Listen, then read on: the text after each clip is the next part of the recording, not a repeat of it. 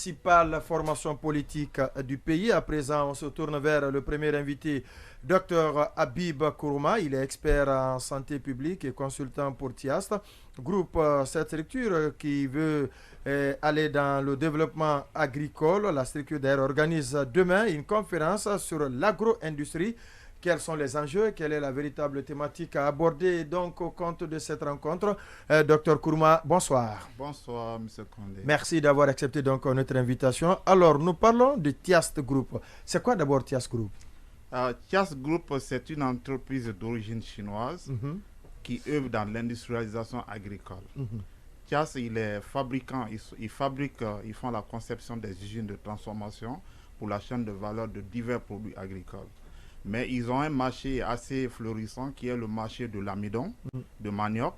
C'est-à-dire ils mettent les usines à disposition des entrepreneurs et ils font le transfert de compétences de Approchez-vous bien du micro, oui. Ouais, ils font le transfert de compétences pour l'utilisation optimale de ces usines et en même temps aussi, ils offrent le marché, c'est-à-dire ils font le off-take, c'est-à-dire acheter la production de l'amidon et vendre au prix international.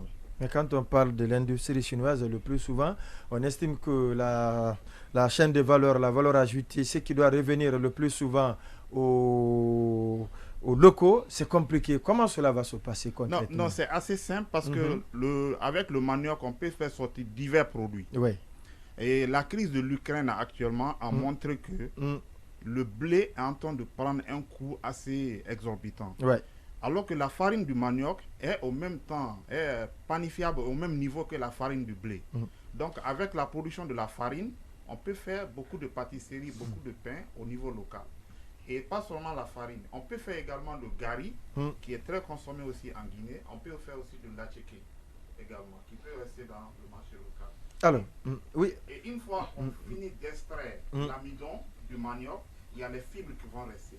Et ces fibres-là, il y a souvent des conflits entre éleveurs et agriculteurs. Bien entendu. Donc, on peut transformer ces fibres pour la nourriture du cheptel également. D'accord, oui. Et alors, est-ce que TIAST Group, votre groupe, a pris langue avec les autorités? Est-ce qu'il y a des projets en perspective? Et quelle est l'opportunité de faire la conférence maintenant? Alors, nous avons pris langue avec les autorités en place. L'actuel Premier ministre, lorsqu'il était au ministère du Commerce et de l'Industrie, on a pris contact avec lui. Dr Bernard Goumou. Oui, Dr Bernard Goumou. Il a beaucoup apprécié l'initiative. Il est même allé jusqu'à aller plus loin. Ils disent que ce genre de projet, c'est de faire une usine, une région.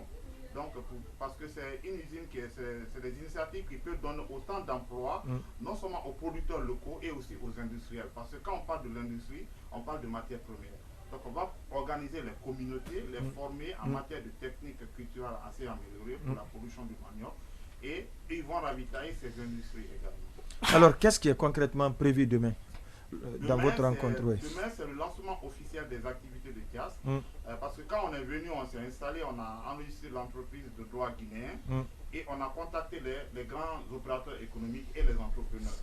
Ce sont pas seulement ceux qui œuvrent dans l'industrie, mais il y a d'autres aussi qui sont dans le commerce. Ils veulent essayer de faire la transhumance. Ils veulent quitter de leur secteur habituel pour aller dans l'agro-industrie. On a contacté ces gens et vraiment on a eu suffisamment de personnes. Et en même temps aussi, on a contacté des banques locales de la place à qui on va essayer de faire les affaires. Alors, quelles sont vos attentes en organisant justement cette conférence? Qu'est-ce que vous voulez faire passer comme message ou quelles sont les perspectives que vous entendez probablement promouvoir ou lancer? Vous savez, la Guinée avant tout a été toujours un pays agricole, de scandale agricole. Parce qu'on était l'un des premiers pays à exporter la banane dans le temps du premier régime. Mais aujourd'hui, tel n'est pas le cas. Donc nous voulons retourner à l'agriculture pour retrouver notre place d'attente. Donc pas seulement le manioc qui est concerné, il y a le maïs, il y a du riz, il y a la pomme de terre, il y a l'huile de palme. Toutes ces machines, on peut le fabriquer et mettre à la disposition des industriels guinéens pour également faire de l'export et avoir un excédent commercial en matière de devises.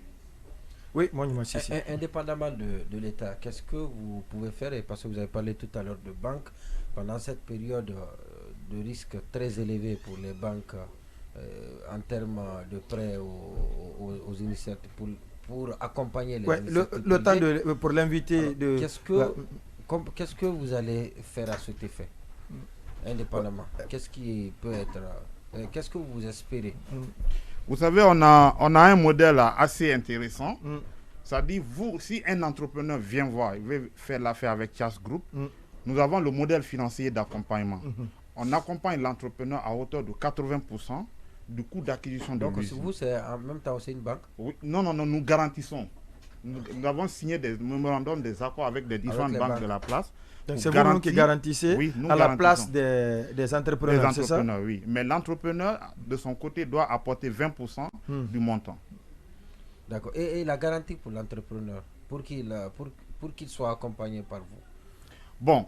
C'est quoi? Vous l'aidez aussi à faire le montage, à s'installer? Comment ça se passe? Non, en fait, vous savez, avant de s'impliquer ou bien s'intéresser à ce genre de projet, il faut être assez outillé. Parce qu'on pose un certain nombre de questions aux entrepreneurs. Est-ce que vous êtes vraiment assez compétent, assez outillé de façon managériale à gérer un projet de grande envergure? Donc, s'il répond à ces questions, est-ce que vous avez de la terre? Si vous avez la disponibilité de la terre, parce que c'est des usines de grand volume, la plus petite quantité de l'usine, ça fait 9000 tonnes d'amidon. Donc, la moyenne, c'est 15 000 tonnes d'amidon. Donc, et c'est des choses qui nécessitent de 2000 à 1500 à 2000 hectares de terre. Donc, il faut que l'entrepreneur réponde à tous ces critères. Et une fois qu'il répond ça, on lui demande, est-ce que vous avez la capacité de fournir les 20% de coût de l'acquisition de l'usine? Et il y a ces entrepreneurs qui disent, OK, on a une liste optionnelle pour dire que pour l'équipement de production de la matière première qui est le manioc, l'équipement, la machinerie qu'il faut ça, on lui propose, s'il veut, il peut prendre chez Tias. Et Tias également... Et la garantie, c'est avec un taux nul ou bien vous... Non, ce n'est pas avec un taux nul, c'est un accord tripartite entre le client et Tias et la banque en question, la banque locale en question. Mais aussi, on a un autre modèle. Si toutefois les banques locales vraiment tardent, parce que nous voulons aller rapidement pour vraiment faire de l'agro-industrie une réalité. Donc on a aussi un autre modèle ailleurs avec d'autres banques internationales où on peut aider le client pour financer son projet. Docteur Kourouma, merci d'être passé dans cette émission. Je rappelle que vous êtes expert en santé publique et consultant pour Tias Group. Vous évoluez dans le cadre du développement agricole. Vous organisez donc demain cette conférence sur l'agro-industrie. Juste après la conférence, nous allons encore vous recevoir pour nous développer un peu plus en profondeur